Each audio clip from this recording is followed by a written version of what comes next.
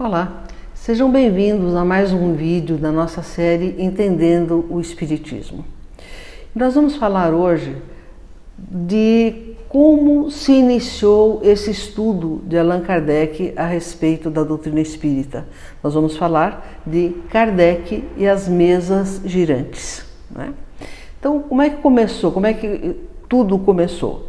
Começou no século XIX uma insistência, né, os próprios espíritos, um fenômeno começou a abalar o mundo, que era o fenômeno das mesas girantes, né? Não só em Paris, mas em Nova York, em São Petersburgo, em Londres. O que eram essas mesas girantes? Algumas pessoas se reuniam em torno de uma mesa, colocavam as mãos sobre esta mesa começava a apresentar movimentos independentes da vontade das pessoas.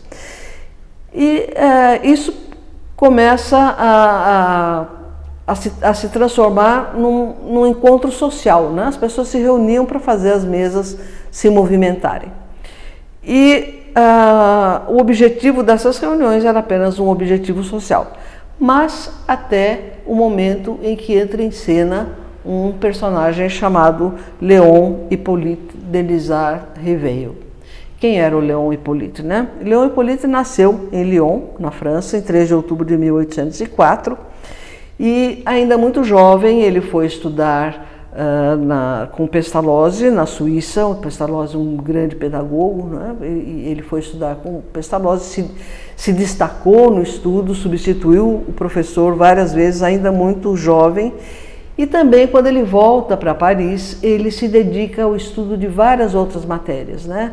Biologia, um pouco de medicina, matemática, o idioma francês, que ele também escreveu tratados a respeito da gramática francesa, e começou também a estudar magnetismo, que era uma ciência nova também, criada por Mesmer, né? Um estudioso, e que fazia curas através do magnetismo, de imposição de mãos.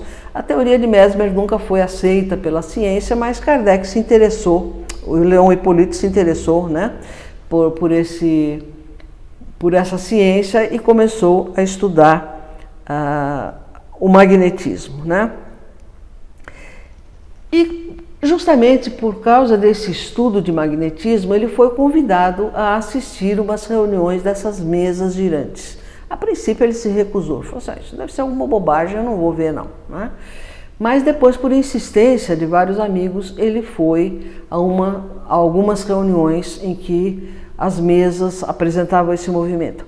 E mais do que isso, não era só apresentar movimento, as mesas respondiam perguntas. Isso intrigava as pessoas. Como que elas respondiam perguntas? Com batidas, né? Então tinha um código convencionado, uma batida era sim, 2 batidas era não.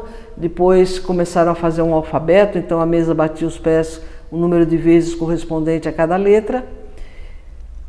E o Léon Hippolyte então começou a estudar, né? Primeiro ele achou que era o magnetismo das próprias pessoas.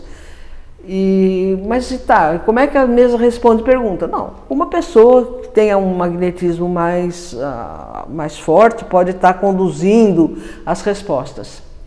Então essa foi a tese que ele levantou, e talvez não se interessasse mais por isso, se não fosse um outro questionamento, né, de uma outra pessoa. Falou assim: mas e quando a mesa responde perguntas que estão fora do alcance de qualquer pessoa do grupo? Aí não podia ser a influência de um dos participantes. Então, esse professor Hippolyte começou a investigar mais profundamente. Falou assim: então, de fato, tem alguma coisa aqui para ser investigado.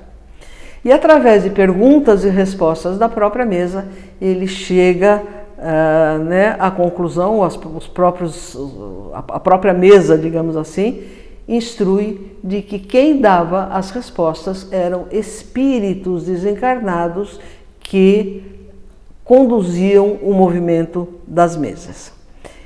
Então, a partir daí, estas reuniões, que eram reuniões sociais, reuniões para perguntas irrelevantes, sem nenhum compromisso com nada, mudam de aspecto, porque aí o professor Rivail começa a fazer perguntas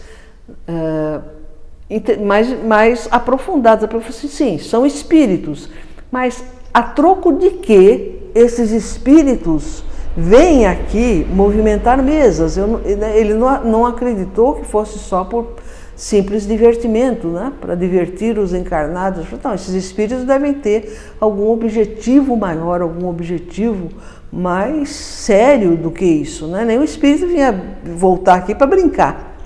Então ele começa a questionar, ele começa a fazer perguntas, né, para esses espíritos, e aí começam a vir as respostas. Os espíritos começam a explicar que o objetivo é realmente instruir a humanidade a respeito das leis espirituais. E aí, a partir das perguntas estabelecidas por Kardec, formuladas por Kardec, os espíritos foram respondendo e foram dando corpo ao que hoje é a doutrina espírita. Então, as perguntas eram formuladas por Leon Hippolyte, que aí ele muda o seu nome, né, porque ele já tinha livros publicados, já era conhecido como professor, e para assumir então uma atividade nova, ele muda seu nome para Allan Kardec.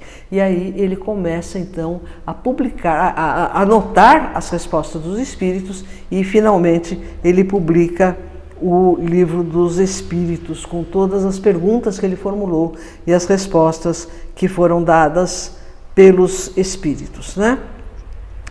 E Allan Kardec, então, por cerca de 15 anos, ele se comunicou com os espíritos, ele reuniu informações, ele selecionou as respostas, ele comparou respostas, ele enviava perguntas para outros países, para outros médiuns, para outros espíritos, e comparava essas respostas para ter fidedignidade naquilo que ele estava escrevendo, né? E assim surge em 1857 o Livro dos Espíritos. E em 31 de março de 1869, Allan Kardec estava se preparando para mudar de casa, né? Mas ele sofre um ataque cardíaco, né, fulminante, e ele desencarna nesta data, tendo cumprido a sua missão, porque além do Livro dos Espíritos, que é um livro dos Espíritos, da autoria dos Espíritos, com base nesses ensinamentos, ele escreve os outros livros da codificação, que vocês têm aí um vídeo com esse título, A Codificação Espírita. Vamos então agradecendo mais uma vez esta oportunidade, agradecendo a Jesus e pedindo permissão para encerrar a nossa exposição de hoje. Graças a Deus.